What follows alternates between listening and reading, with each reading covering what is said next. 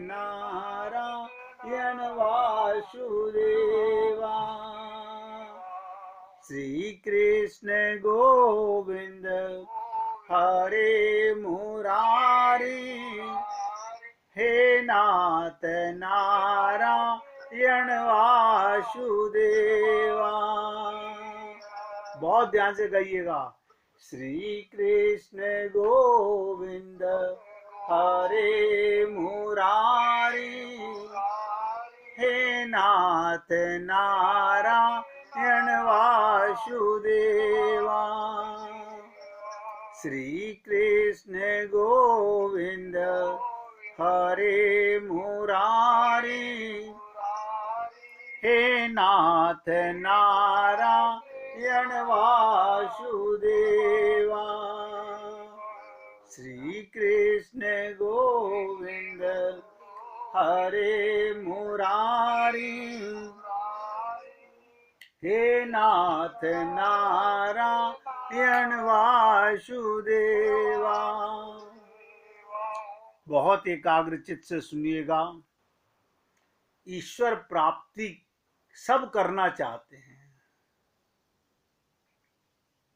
गीता में ईश्वर प्राप्ति बताई गई, भागवत में ईश्वर प्राप्ति बताई गई, वेदों में ईश्वर प्राप्ति बताई गई, सारे ग्रंथों के अंदर भगवत प्राप्ति बताई गई।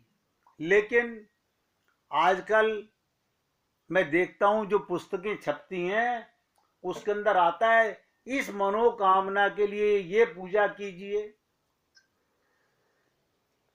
इस मनोकामना के लिए ये पूजा कीजिए। अब आप सोचिएगा, किसी ग्रंथ के अंदर भगवत प्राप्ति और शरीर की प्राप्ति, सुख की प्राप्ति, इन लोगों ने धीरे धीरे वो तो भूल गए।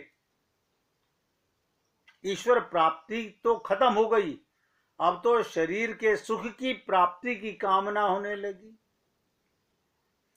जहां मंदिर में जाओ वहां पंडित जी पूजा करा रहे हैं, ज्योतिषी जी पूछ रहे हैं आपकी क्या कामना है, आपको भगवान की ये इच्छा पूरी करो ये कामना पूर्ण होगी। कोई ये पूछने जाता ही नहीं कि ईश्वर की प्राप्ति का क्या उपाय है, क्या मार्ग है।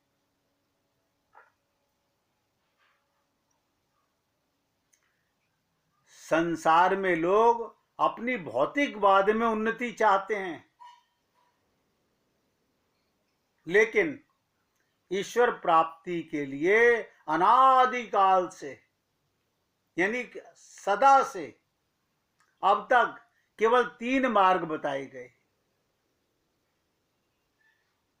चौथा कोई मार्ग बना ही नहीं, चौथा कोई मार्ग है ही नहीं।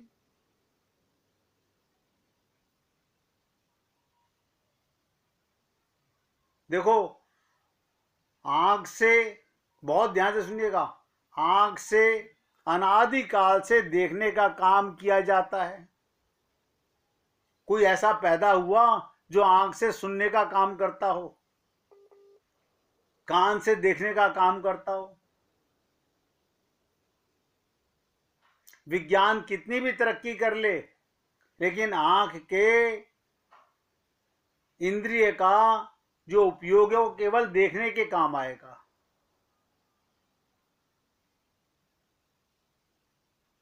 इस प्रकार वेदों में, शास्त्रों में, पुराणों में, समस्त ग्रंथों में 3 ही मार्गों को बताया गया,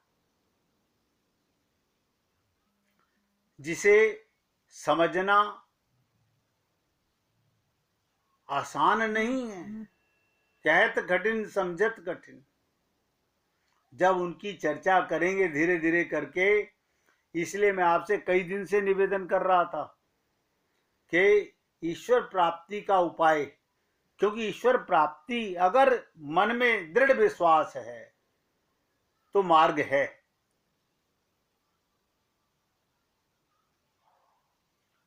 आप देखते हो गीता के अंदर 3 बातें बताई भगवान श्री कृष्ण ने, कर्म, योग, ज्ञान योग, भक्ति योग, बस।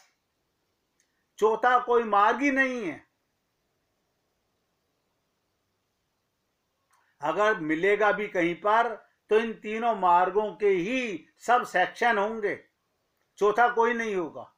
केवल तीन ही मार्ग हैं, कर्म ज्ञान भक्तिश्च। शरणागति भी भक्ति में ही आती है।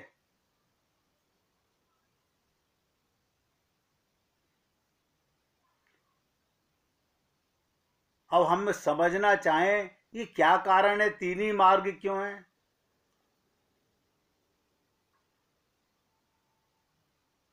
ऐसा समझिएगा, उस ईश्वर की, उस परमात्मा की तीन स्वरूप शक्तियां हैं।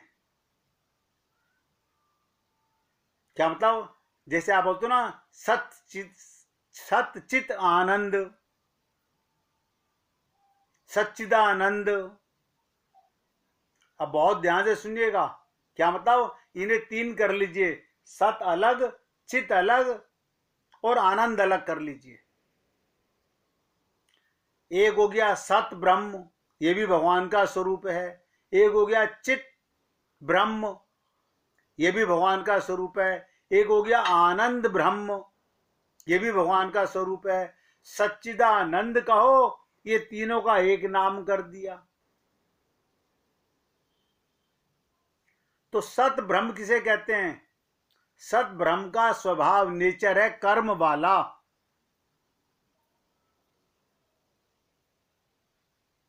और चित ब्रह्म का स्वरूप है ज्ञान वाला।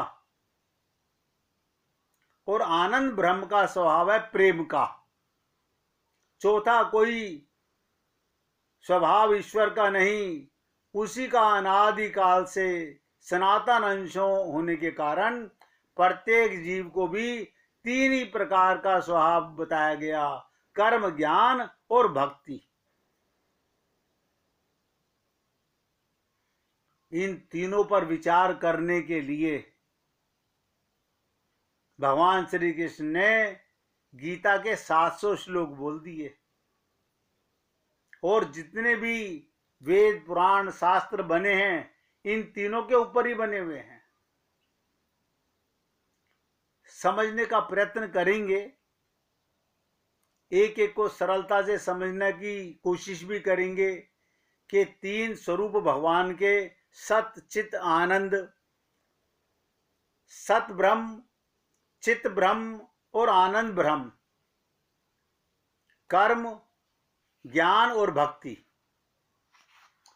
और मजे की बात ये कि आप और हम सब लोग ये तीनों ही करते हैं।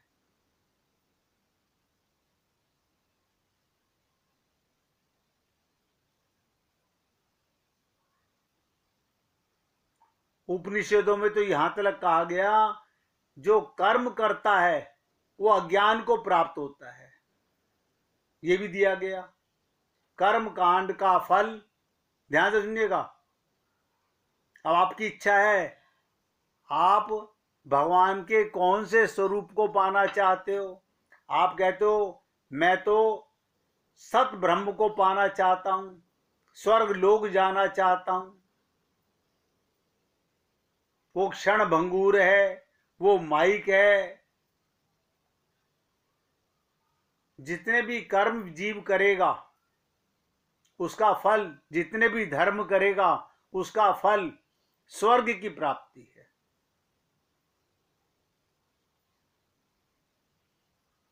ये पहले भी आपको बता चुके हम। फिर आती है बात ज्ञान योग के विषय में। अभी बहुत लंबी डिटेल चलेगी कर्म योग के ऊपर, ऐसे समझ नहीं आएगा। ज्ञान योग के ऊपर, ज्ञान का अधिकारी क्या करता है? मुक्ति मोक्ष पा जाता है। भगवत प्राप्ति नहीं कहते उसे। 84 लाख योनियों से छूट जाना, उसे केवल्य मोक्ष बोलते हैं। तीसरा आता है कर्म ज्ञान भक्ति। भक्ति माने प्रेम। इसी में शरणागति है। जो प्रेम करता है, भक्ति करता है, शरणागत होता है, वो भगवान के लोक में जाता है। सच्चिदानंद भगवान के लीलाओं में उनका परिकर बन के उनके धाम में निवास करता है। ये जो भगवान श्री राम के साथ लीला करने के लिए उनके परिकर जो आए, भगवान श्री कृष्ण के साथ जो लीला करने के लिए उनके परिकर आए, ये सब आनंद के अधिकारी, शरणागति के अधिकारी, प्रेम के अधिकारी आए। जो केवल्य मोक्ष में चले गए, जो स्वर्ग लोक में चले गए, वो नहीं आए। अब आप सोच लीजिएगा, आप क्या पाना चाहते हो? आप स्वर्ग लोक का सुख पाना चाहते हो तो खूब कर्म करो, खूब धर्म करो। वहां पर भी माया के यही तीनों गुण हैं, सत्य, रज और तम। जो यहां पर हैं वही वहां पर हैं। वहां पर भी एक दूसरे की लेग पुलिंग है, वहां पर भी सीटों की लड़ाई है, और वहां के भी पुनरपि जननम पुनरपि मरणम, सुख समाप्त होने के बाद फिर मृत्यु लोक में आना पड़ता है। लेकिन मैं आपको आगे बढ़ने से पहले एक कथा सुनाना चाहता हूं।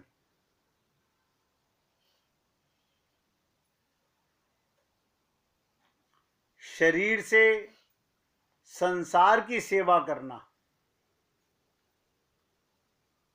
और शरीर में रहते हुए जीवन के पथ पर चलना दो अलग चीजें हैं।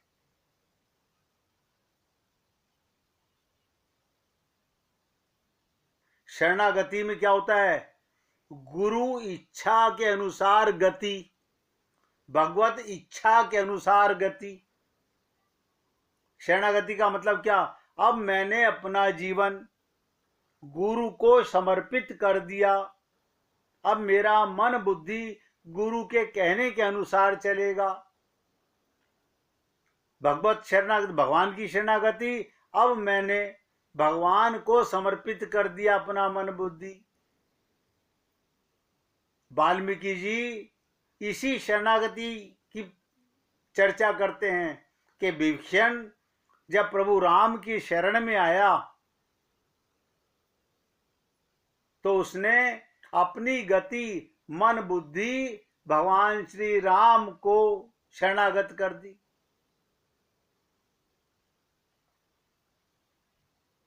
इसी के ऊपर जो कथा मैं आपको सुनाने जा रहा हूं वो जीसस के माध्यम से आती है।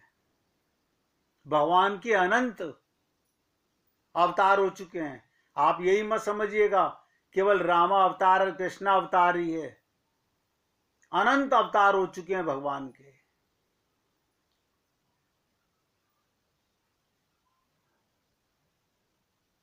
जो लाइन मैं आपको बताने जा रहा हूं, जब उसको सुनोगे तो बड़ा अजीब लगेगा, लेकिन जब उसको डिटेल में समझोगे तो बहुत गहरा अर्थ समझ में आएगा। मुर्दों को मुर्दा दफनाने दो, मुर्दों को मुर्दा दफनाने दो, तुम चलो जीवन पथ पर। एक संत कहता था, जैसे नामदेव जी ने कहा, जो घर फूके आपनो चले हमारे संग। क्या मतलब? घर फूके आपनो, अपने घर को आग लगा दें? ना ना ना।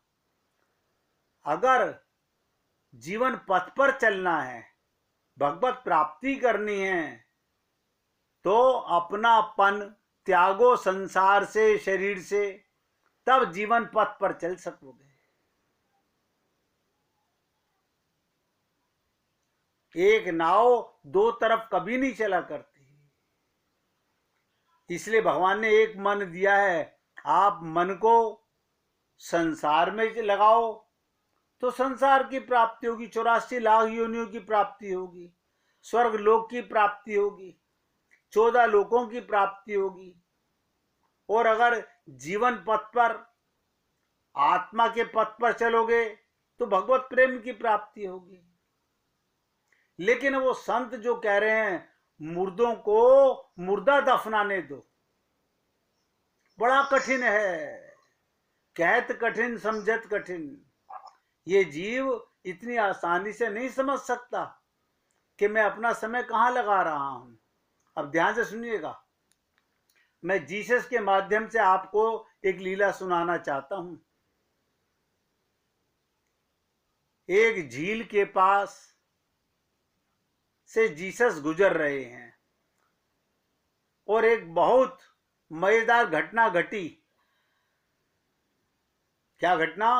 सुबह सुबह, अभी सूरज निकला नहीं है, सूरज निकलने को है, लाली फैली है, सूरज निकला नहीं, केवल सूरज की लालिमा नजर आई है आकाश में। एक मछुआरा जाल लेकर के एक झील के किनारे बैठ के जाल फेंक के इंतजार कर रहा है। किसका चीज का? मछलियां पकड़ने का। मछुआरा क्या करेगा? झील के पास में मछलियां पकड़ने आएगा। व्यापारी क्या करेगा? पैसा कमाने के लिए। हर व्यक्ति सुबह से लेकर रात्रि तक शरीर के लिए, शरीर के सुख के लिए कितना साधन करता है, कितनी मेहनत करता है। तो कहते हैं दिन निकलते ही मछुआरा झील के किनारे बैठकर जाल फैला करके मछलियां पकड़ने के लिए बैठा है।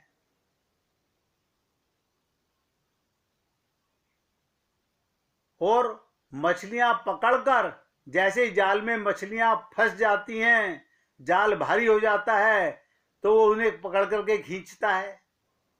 उसी समय देखिएगा, बड़ी विचित्र जीवन है।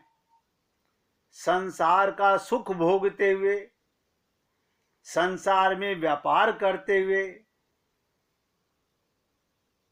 कोई संत महात्मा जीवन में आ जाए, भगवत कृपा हो जाए और वो उसके कंधे पर हाथ रख दें, तो जीसस ने उस मछुआरे के कंधे पे हाथ रखा और क्या कहा? मेरे दोस्त, क्या पूरी जिंदगियां मछलियां ही पकड़ते रहोगे? बहुत गहराई से सुनिएगा। जिसको देखो मरते दम तक कमाई कमाई कमाई कमाई। जिस व्यक्ति को देखो वो कमाई करने में लगा हुआ है। तो जीसस ने कहा, क्या सारी जिंदगी मछलियां ही पकड़ते रहोगे? सवाल तो उसके मन में कई बार उठा था, क्या पूरी जिंदगियां मछलियां ही पकड़ता रहूं? किसके मन में नहीं उठता? आप सोचिएगा। मछलियां अलग अलग हैं, जाल अलग अलग हैं, व्यापार अलग अलग हैं, तालाब अलग अलग हैं, लेकिन सवाल तो उठता है, क्या पूरी जिंदगी आप और हम लोग शरीर की कमाई ही करते रहेंगे? शरीर को सुख देने की कमाई करते रहेंगे? कभी आत्मा का भोजन, जिसके लिए ये मनुष्य शरीर मिला, उसके लिए आप और हम सब लोग सोचे हमने क्या किया?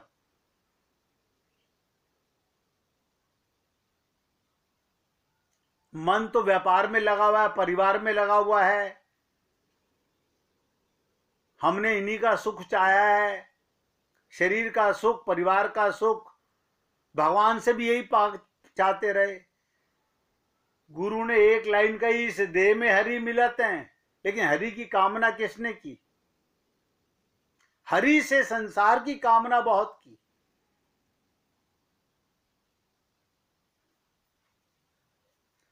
तो ध्यान से सुनिएगा, जैसे ही वो आदमी जो मछलियां पकड़ रहा था, जाल खींच रहा था, जिसके जाल में मछलियां फंस चुकी थी, अब बताइएगा, कोई कमाई छोड़ के यानी जाल में मछलियां फंसी हुई हों, धन को छोड़ करके जीवन की यात्रा के लिए आगे बढ़ जाए, कहना बड़ा आसान है। कहत कठिन समझत कठिन, साधन कठिन विवेक। ये इतना आसान काम नहीं है सब कुछ छोड़ देना। उस व्यक्ति ने भी मुख मोड़ करके देखा कि कौन आदमी है जो मेरा ही सवाल उठाता है। पीछे देखा तो जीसस को देखा, उनकी हंसती हुई शांत आंखों को देखा, उनका व्यक्तित्व देखा। उसने कहा और कोई उपाय भी तो नहीं है, जब तक जीऊंगा मछलियां ही पकड़ता रहूंगा, क्योंकि रोज खाना चाहिए तो रोज कमाई चाहिए।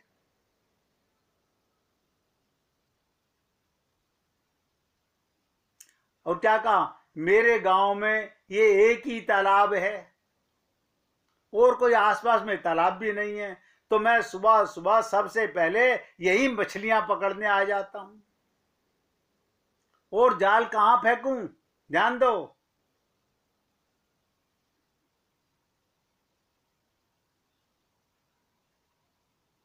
क्या जिंदगी भर हर इंसान सोचता है भाई यही काम करता रहूंगा, कारखाने चलाता रहूंगा, दुकानें चलाता रहूंगा, फैक्ट्रियां चलाता रहूंगा, नौकरियां करता रहूंगा?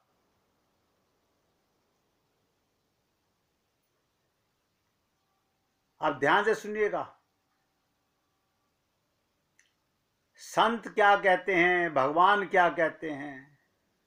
हम लोगों को जिंदगी के उस पथ पर ले जाने के लिए, परमानंद की प्राप्ति के लिए। इससे पहले 1 मिनट भगवान का कीर्तन करेंगे। श्री राधे